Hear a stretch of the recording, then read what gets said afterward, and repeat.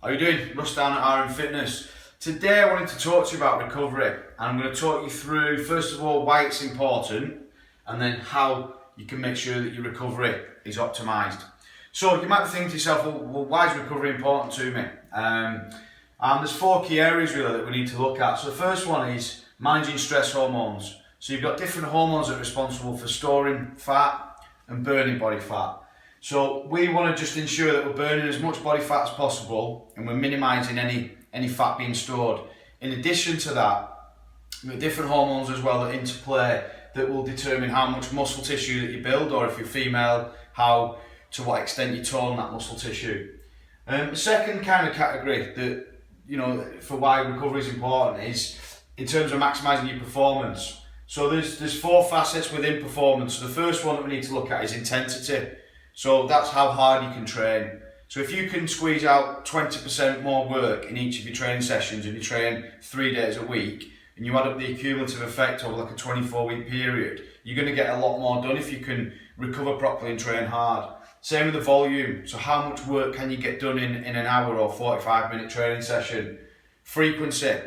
So if you've got the time and you're recovering optimally, can you get a fourth session in a week? Or if you're somebody that's only at the minute doing 2 sessions a week, can you add a third one in? Because research shows that somebody going from 2 sessions a week to 3 sessions a week has got a massive jump up in return on investment for results. And finally, in the performance category, you've got movement quality. So your ability to perform these movements effectively. The third category that we're looking at is injury prevention. So what's quite straightforward about this is, guys, if you're picking up injuries, you're not going to be training optimally, you're not going to be getting results optimally, and you're not going to feel very good.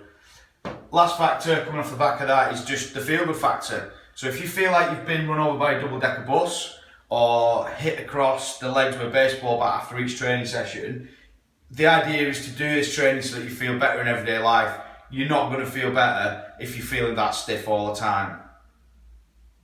Okay, so we've looked at the why, now we need to look at the how.